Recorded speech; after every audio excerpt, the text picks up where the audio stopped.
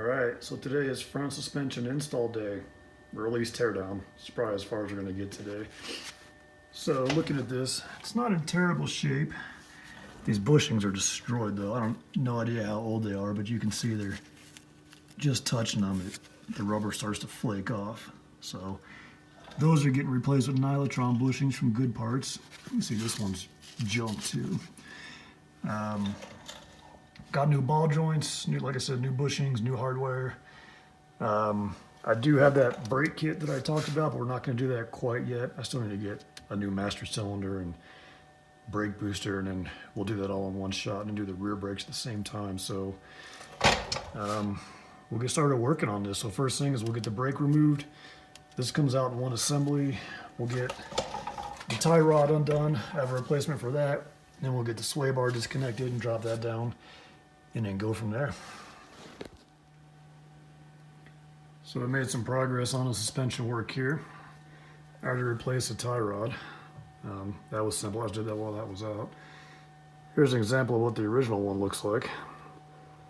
I can move it just with one hand. I mean, that thing was trash, so glad I replaced that. Got a new replacement for the sway bar. Pretty much have everything out right now. The spring plate's loose here on the bottom. I got all the nuts out. There's studs here in the rear that I actually pulled out when I loosened the nuts. So looks like someone over torqued them when they put them in and they were jammed on there. So anyways, we should be able to reuse those as long as we can salvage the nut off the stud. So got the spring plate, the spring compressor in here. I'll show you that real quick. Like I said, I got that from the Dr. Doolin. There it is on the bottom. It just attaches where the shock mounts are and holds that all together. So like I said, I've got all the nuts off of here. It's just a matter of loosening the spring now and getting the rest of it out. Spindle looks in good shape. Probably needs to be polished up a little bit. So we'll get the spring out and go from there. Oh, and I'm glad I bought new replacement shocks too, because here's the one that was on there, was a Coney shock. I thought they were in good shape. But you can see if you push it down, it doesn't rebound. So she's toast. So got some new KYBs to replace that with. So we'll get cracking.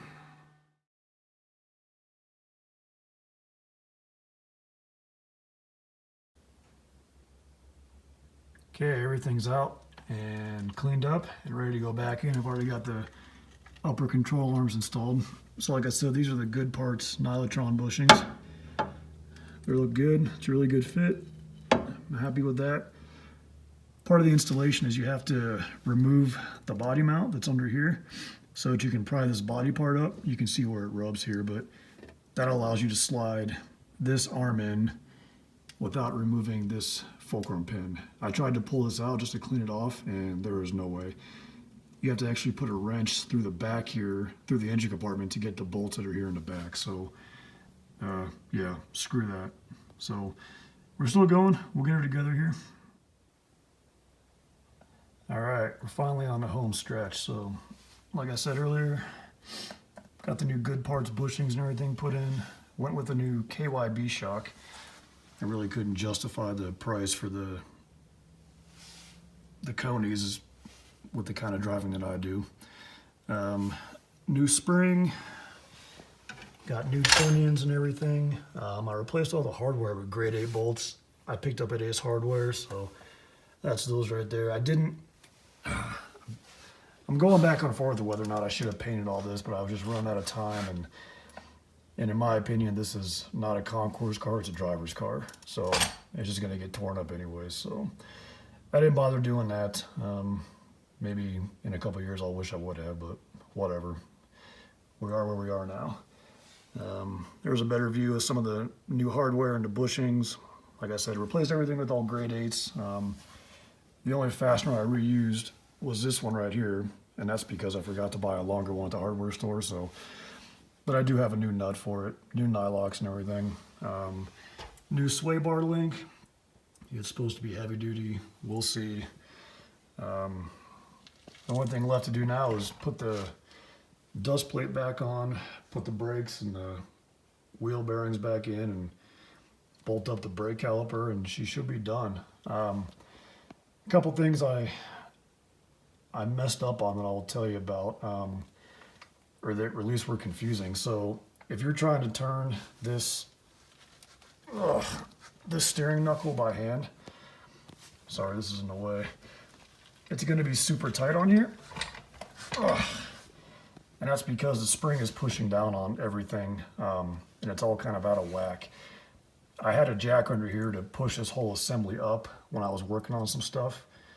And once this is at its basic, where it sits at when the tire's on it, this is much easier to turn. So I did a bunch of research last night thinking I screwed something up, and I took this apart a couple of times thinking I'd over tightened something or I was missing a piece, but I wasn't. That's just the design of this suspension. So don't let that throw you through a loop. I think that's about it. So I've only got the right side done, still got to do the left side. All in all, this is probably taking me about 2 full days. I wouldn't say it's a difficult job, but it's a tedious job. It's not like modern suspensions where the control arms are all just one piece and it all comes out as a unit.